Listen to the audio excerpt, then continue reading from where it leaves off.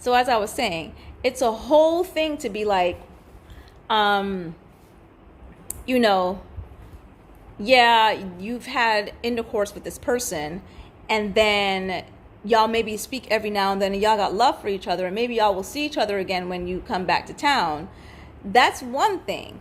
But what this person was doing was literally telling me things like he wanted to marry me, he wanted to be with me, he never wanted to stop seeing me, like all of these crazy things to loop me in. Now, this is like within 2 months of knowing this guy, right? Like, I'm telling you, honestly, he would have never been able to have space to come in had I not been in that vulnerable situation that I was in. So thanks a lot, mother, for supporting me in losing myself to a point where I started to believe the lies that this person was telling me, right?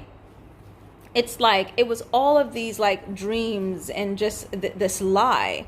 But then he would gaslight me in a way where it's like, when I first met him, he was he definitely was saying, like, alluding.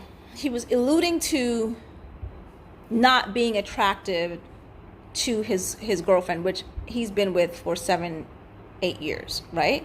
At the time it was 7 years. I feel like they may have progressed into another year since this has happened. He was speaking that way, like he was unhappy in some way, little, dropping little hints. I'm not really attracted to her. We don't really have sex. This is what he was doing. But then down the line, or at some point, he starts switching up the narrative and making it seem like he has sex with her every night, which is something that he pretty much said to me one day, which really is what was like the catalyst for me to be like, yo, I've had enough of this. You know what I mean? Like, he's pretty much having sex with her a lot, and he never said that he was not attracted to her or that he was not happy in the relationship. But whatever, I know what the hell I heard. And I know that I heard this because whenever he would even open his mouth and say something that slightly sounded like he was trying to bad mouth the relationship, I'd say, well, okay, then fine. If you're not happy, then leave her and be with me, because I'm here right now and I'm ready, and let's just do this. Because I don't want to hear it. I don't want to hear no man talking bad about the woman that he's with. I don't want to hear no person, well, whatever. I don't want to hear no man talking about the bad about the relationship he has with a woman that he's currently living with and has been with. Like, if you're unhappy, grow up, be a man, let the person know you're unhappy, either try to fix it or move on. I don't want to hear you complaining. I don't want to hear men whining. I'm sorry. I literally don't care. And no, it's not the same for women, because I know there's a whole different kind of dynamics that keep women in some of these uncomfortable positions. And it's not that it can't also be true for men, but the point is, I don't care, right? I don't care. So anyway, where was I with this story? Yeah. So, he would gaslight me and do things like that. And then one minute it was like, he would make me feel like he was attracted to me as a lover. But then another minute it was like, I'm your mom, you're like a mother figure to me, or a sister figure to me. It's really mad confusing. So I, started feeling super insecure. So much so I went out and started buying new clothes. So whenever I got on cam with him, I would look good all the time, because I didn't want to be seen as his mother. I didn't want to be seen as some sibling or his homegirl. I wanted to be seen as his lover. So he got into my head that way. And, I'm not going to get into that, how people, because one person, when I told the story to here recently this past week, was like, oh, that's not necessarily a bad thing. Actually, it's a really bad thing, and it's a very neat trick to really fuck up the head of the other person that you were dealing with. And it was not cool for me, because it made me feel insecure. And in actuality, when I actually got in touch with the girlfriend and spoke to her, she also expressed how she too also felt insecure. She never felt beautiful because of him. Like, for whatever reason, he made her insecure. And I'm like, yeah, that's what he does. He plays with your head. He's got your head. He's deep down into your head. And she's been with him for 7 years, and she's been with him. She's a very young woman, and she's deep down the rabbit hole, y'all. Like, within 4 days of me showing pictures, videos, screenshots, and all that, she was back inside the house after he done whooped her ass, because she stood up to him finally. Yeah, she went back to the dude. And I can definitely tell, because he contacted me recently, that they are still together. They're still together, which I pretty much knew. I wasn't expecting the relationship to end. I even told her, like, I don't expect for you to leave, but like, I expect for you to stay at least a few more years with him before either you wake up or he gets real tired of your ass. Anyway, so anyway, the bottom line, this is the moral of the story. What I discovered in this situation was some of the things that he was saying to me, how I dragged this innocent person into the situation, and she's innocent, and if I want to get, like, this, all of this shit where he just, like, acted like she was a friggin' baby. What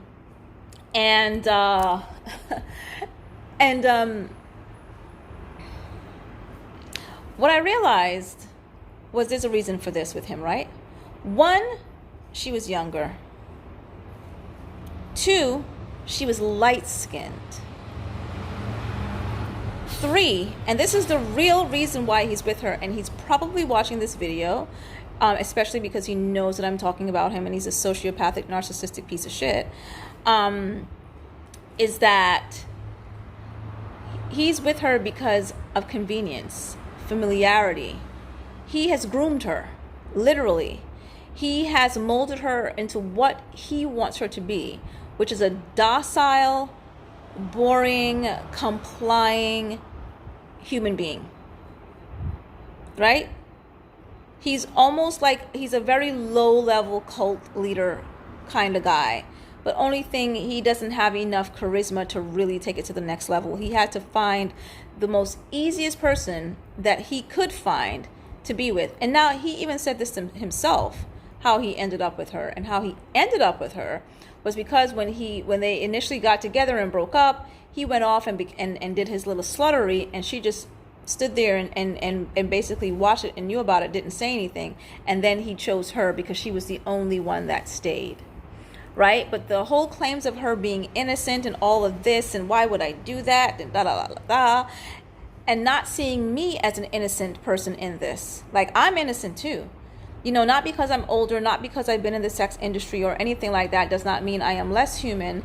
I'm, incapable of being hurt. And this is where ageism comes in, where people think that because you're an older person, you have some years on them, that you can just continuously take abuse and take hurt because you're so used to it. Like, you're disposable. Like, I can dish all of these things out on you and you don't have any emotion. You should be able to know that I'm having sex with this person and not have any emotions toward it. You're not supposed to get jealous or anything like that. You know what I mean? You're not supposed to get angry and then contact my girl and tell her the whole thing. Listen, well, hell hath no fury, baby. Because what this guy was doing to me was really demonic, and it still is demonic, because he actually just called me recently and tried to mind fuck me again. You know what I mean? But anyway, the bottom line is that because she's younger, because she's light-skinned, because I'm dark-skinned, because I've got some age, some years on them, I was not seen as innocent. I was not seen as somebody that needed to be cared for, that someone that needed to be protected. I was not seen as somebody that he needed to be honest with. He lied to me. Crazy. And I would try to talk to him about it, like, yo, we can just be friends, we don't have to do this. I really don't want to be caught up in this situation right now, because I know you're not going to leave your girl, and if you're not going to leave your girl, I'm monogamous. I don't want to know about this. I don't want to know about your sex life and things like that. But colorism is real, and it could be super dangerous to black women when you're being treated less than because you're darker skinned. I'm not even dark skinned. I'm actually, what did my friend say to me one day? You're mocha brown. It really depends on what light I'm in. I'm actually not even dark skinned, but I guess I'm darker than a paper bag, so I'm unworthy of being treated like a human with some respect and regard. And the older you get is the more disregard that you get as a woman. You are not worthy of any of you're not afforded any of the considerations that they would with somebody that's younger and lighter. So therein lies the reason why, if men tell me they've only dated light skin, or if they've only ever dated white, they can go kick rocks, and you should have them go kick rocks too, because you deserve better than that. Because dark skin, browner skinned is where it's at. Ciao.